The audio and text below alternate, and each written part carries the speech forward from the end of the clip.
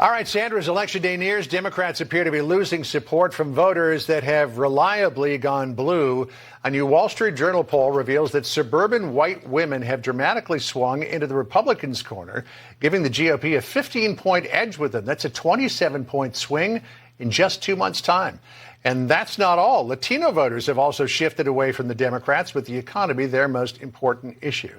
Joining us now is Vega. She is the Republican candidate in Virginia's 7th Congressional District, and she joins us now. You're going up against Abigail Spanberger, and Latino voters in that district, as they are throughout much of Northern Virginia, are going to be a big factor here. I'm in the 11th Congressional District. There's a large Hispanic population there in places like Herndon, Reston as well.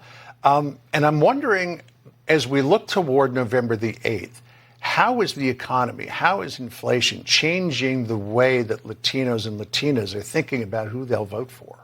Look, the Hispanic community is not monolithic. The Hispanic community cares about a variety of issues, and certainly crime is at the forefront of the discussions that we're having with voters in the 7th District. And the reminder is that, crime is through the roof. People don't feel safe in their own communities because of failed Democrat policies and failed Democrat leadership, which is exactly what my opponent has brought to the 7th District. What about economic issues, though? What about inflation, putting food on the table, gasoline in your tank? Absolutely. We're talking about those issues as well. Those are issues that Hispanic voters care about. They work hard for their money. They want more of that money in their pocket, and they want this wasteful spending to stop. And that's exactly what they've been seeing coming out of Washington over the last couple of years. So folks are starting to, figure things out and making those tough decisions, whether they put gas in their vehicle or they take another trip to their grocery store. There's a sense in places like Texas, where we saw Mayra Flores win in a seat that hadn't gone Republican for 100 years, that for too long Democrats have taken Latino voters for granted, much the same way as many people believe they've taken African-American voters for granted.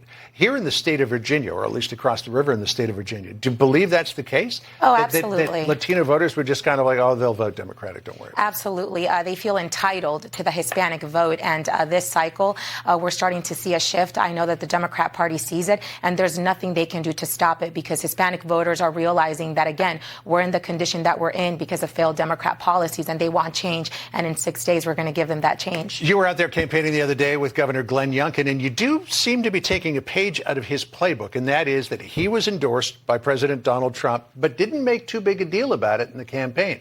You were recently endorsed by former President Trump as well, yet you're not making too big a deal of it. Well, look, President Trump, joins the hundreds of thousands of 7th District voters that have endorsed my campaign. And so when it comes to the race that I'm running, I'm laser focused on continuing to get support from the voters in the 7th District, because that's the most important endorsement for me as we look into November 8th. I want to ask you about crime, because you mentioned it as being a big issue in the 7th District. It's a big issue across so many places in this country. You and your family were personally touched by crime. It was gang violence. A friend of yours was killed. Your brother was severely wounded. You became a police officer as a result in Arlington. When you hear people like Governor Kathy Hochul say Republicans are master manipulators, fact deniers when it comes to crime, that they are making this up, what do you say? I find it appalling. We're not making anything up. Again, this is a direct result of the Democrats' defund the police movement, and law-abiding citizens are now having to pay the price.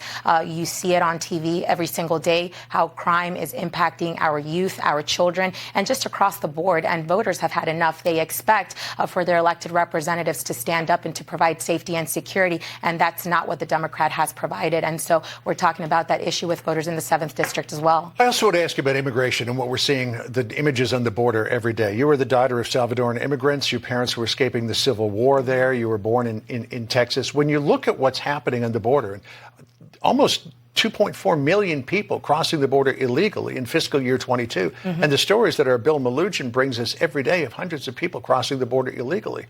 What's your position on all of this? Look, it's a humanitarian crisis caused by Joe Biden, Nancy Pelosi, and Abigail Spanberger. You have a Democrat Party that talks about caring about women and children, but they turn a blind eye to the crisis at the southern border where cartels are having their way. Fentanyl is coming through the border, destroying our families, killing our youth. People have had enough, and they realize that we need change, and that's what why we're seeing such a shift. So what should the country do about it? We're a nation of laws. We have to enforce the laws that we have on the books. We have to secure the border. We have to turn off the magnets, and we have to empower the brave men and women down at the border to do their job. They've taken an oath to serve and to protect, and this administration is failing them, and they're failing the American people. It's going to be an interesting race, Virginia's 7th Congressional District. We should point out that we asked your opponent, Abigail Spanberger, to come on. So far, we have not heard anything back. I'm not surprised. All right. We'll be watching your race closely a week from yesterday. Thank you very much. Leslie Vega, good to talk to you. Thank you.